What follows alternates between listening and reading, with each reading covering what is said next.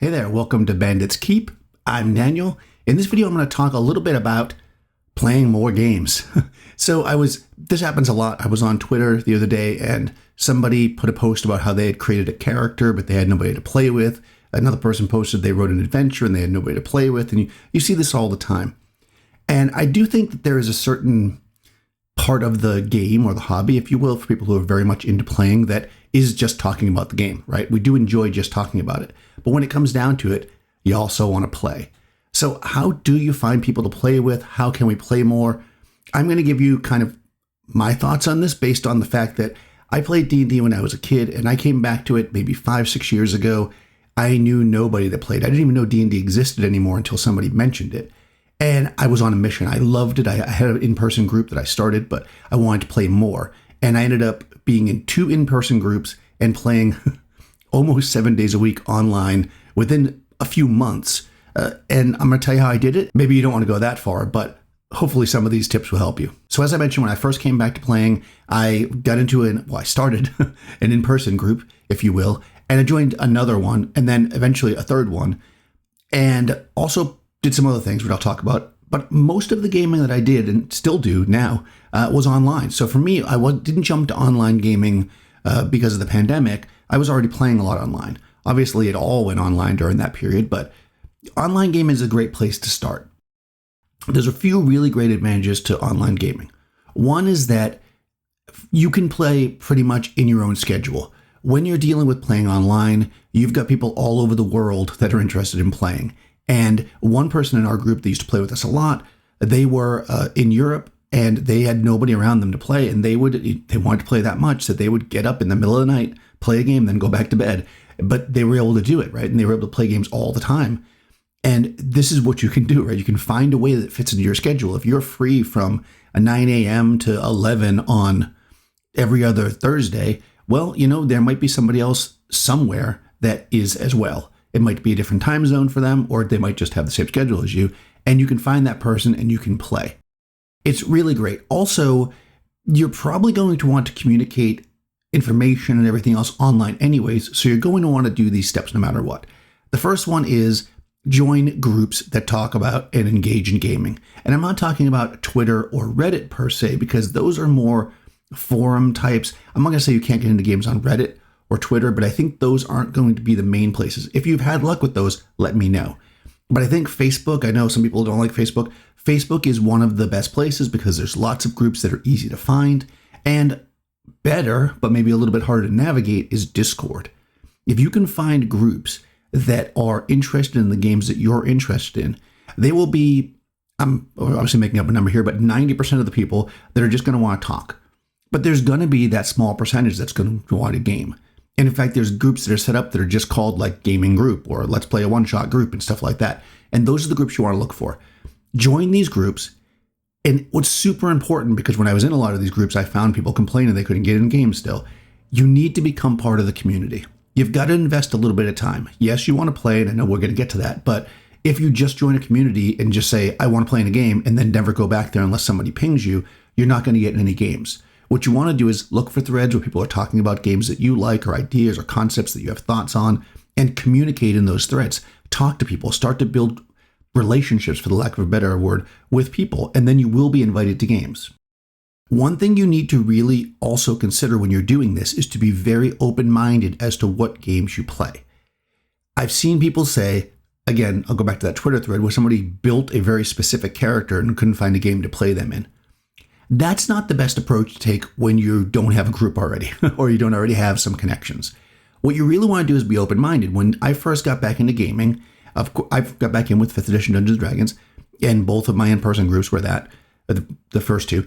And then as I played online, I started to play more games. And one of the reasons why I did that, part of it was me wanting to explore, but part of it was because, hey, there's an open slot in a Call of Cthulhu game, or there's an open slot in a Lamentations of the Flame Princess game, or there's an open slot in a Pathfinder game. Whatever it might be, what you're going to want to do is join as many of the games as you can. First of all, it will open up your mind to different and new games, but also it will just let you meet more people. I was in games that I played online with 5th edition players And then we were just talking and chatting a little bit after, and they were like, oh, I play OD&D. Oh, really? I've never played that. Will you run a game for me? Oh, yeah, I'm running a game next week. I'll put you in there. And next thing you know, you're getting in more and more games. The only way to get into games is to get into games, which is a strange thing to say, but so you need to be really open-minded. You may have made this really special half monk, half paladin that you want to play, but you know what? If somebody's running a game where everybody is a rogue, join that game if there's a spot.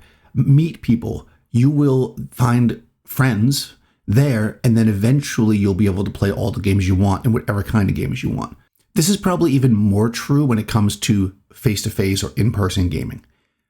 What I did, and what is a pretty simple thing to do, is I used a site called meetup.com, I guess it's called, but there's other things like that where you look for groups of people that are doing different things. And in Meetup, I was able to find games. And of course, as you might guess, the games that people were playing most commonly were the most popular games. Things like 5th edition Dungeons and Dragons, things like Pathfinder, things like Magic the Gathering, which isn't a role-playing game, but it's still in the same vein. But be aware of those groups. If you go to your local area and there's a meetup group for gamers and you don't see them playing role-playing games, but they're playing board games, maybe still go to a session or two. See what it's like. Meet people. It's very likely that people playing board games and miniature war games and stuff will also be into playing RPGs, or at least open to it if you suggest it. And while we're on the topic of different types of gaming, be a gaming advocate. If you know people who play other types of games, board games, war games, etc., ask them, talk to them about role-playing games. They might be interested, or they might already play, and they may know more people. Also, people that you just meet, maybe they play cards, cribbage or something. They play chess. Anybody that you know that does any kind of gaming, they play video games. When those conversations come up, they're interested in fantasy stuff. They like the new Lord of the Rings show. They like Game of Thrones. They like Stranger Things. They like Marvel movies. All of these people are potential RPG players. It just takes you bridging the gap. And I remember when I first got back into playing, the group I played with was kind of older people my age, in their 40s and 50s. And there was that stigma when we grew up, for the most part, that playing a role-playing game made you a geek or whatever. So maybe it was an uncomfortable thing when you're 45 years old and working in an office and, wearing a suit every day to be like, hey, I play a game where I'm a dragonborn sorcerer on the weekends and it's really fun. But guess what? A lot of those other people also like that. They're also just not talking about it. Be the one to bridge that gap. Okay, so there used to be a meme that I had, and I was looking for it to put up as the thumbnail, but I couldn't find it, where, because in one of the game groups that I was in, that people would play one-shots all the time, you would get that new person that would join, never post anything in there. They're like, I have this character, and I want somebody to run a game for me. And there was a meme where it's somebody like, who wants to play D&D? And everybody had their hands up. And then it's like, who wants to be the DM? And nobody, right? The best way to get people to play D&D or to play more D&D is to run games. Even if running the game is not your favorite thing to do, get people to your table by putting a game together and make it easy for them. Have pre-gens, run a preset module, run something short that can be finished in 2 to 3 hours, a one-shot, something real simple, 5-room dungeon style. Oh, you've never played D&D before? Come by my house. I have a game we can play on Saturday. It's going to be like 2 hours or whatever, it'll be super fun. Just, bring some snacks, whatever, right? And when they show up, show them how easy it is. Let them have a character that has some capabilities, but not something too complicated. Maybe run a simpler game if they've never played anything like an OSR game, where it's all really right in front of them on the table. Let them see how fun it can be. If they're really interested, then start talking regular play or campaigns, or invite them back again once or twice. Get people interested. They will ask you. They'll be like, that game was really fun. Let's play again. And the ones that don't, that's fine. Out of the handful of people that you invite, if you get 2 or 3 that are really interested, that's a big enough group to play for a long time. Small groups can be amazing. I know that a lot of the modules for the modern games are made for 4 players. A lot of the older modules have lots of players listed, like 6 to 8 or whatever. But the reality of D&D is this. When I first started playing D&D, it was mostly myself and my best friend next door, Steven. We played all the time. 1 player, 1 DM. We had 3 or 4 other people that we played with. Sometimes we were all together. A lot of times there was just 2 players, 3 players. We rarely played with 4 or more players, and we had a blast. The same is true as an adult. When I first started, I was so fixated on having a large group, but I've gone through periods where just people were busy and I would play one-on-one games with people or 2 players, and I find those games to be incredibly rewarding. So be open to smaller games. Don't always think you need to play in a large group to have fun. you can adjust the adventure to fit the smaller size. On that note, I just want to kind of redefine gaming slightly here, right? So let's think about what else we can do that is not a face-to-face, in-person, 8-player D&D 5-year campaign, right? We can play, obviously online, you can play with smaller groups, but you can also do play-by-post games. Those can be really fun, especially if you really enjoy writing. If you're that kind of person that loves to write a long background for their character or all kinds of world-building stuff that you do as a DM, that can be really fun for play-by-post games where you can be on a Discord server or some kind of chat, and you're basically only having to tap into that thing a couple times a week to write up what your character's doing. It's a different style of play, but it's still a way to play. I've talked about before solo gaming. I'll put a link to that. You can run games for yourself. It's a great way to learn how to run games, first of all. It's also just a great pastime, and it's real casual, and you can kind of do it when you feel like playing here and there. If you don't want to jump fully into that, there's like books like fighting fantasy books that are still around that you can get, which are basically like choose your own adventure, but you still get to roll dice, right? There's some of that kind of stuff. So these things exist that you can do these kind of alternate things by yourself. I'm just going to tag this on here because it's kind of a different subject, but it also could be a resistance factor for some people getting in, which is that sometimes people want to try something, but they don't want to spend any money. And some people have this idea that playing RPGs can be expensive or is expensive. And it kind of ties in a little bit to this idea now that, like with the VTTs and things that's happening with One D&D, which I'm not going to get into here because it's not really my purview, but people are afraid that it's going to start costing money for players, right? Because they're going to have to join these things and buy character portraits and stuff. But the reality is that even if all that is offered, none of it has to be had. You can play 5th edition Dungeons and Dragons absolutely for free. The basic game is online on Wizards for free. I'll put a link. You can play a lot of retro clones for free. A lot of them are free. Labyrinth Lord, basic fantasy RPG, many others I can't think off the top of my head. Maybe I'll make a little list. Let me know in the comments. Lots of these games can be played for free. You can log into Roll20 if you want a virtual tabletop and play for free. You can use things like Discord chat to do voice and video, honestly, to play online for free. There's tons of online dice rollers for free.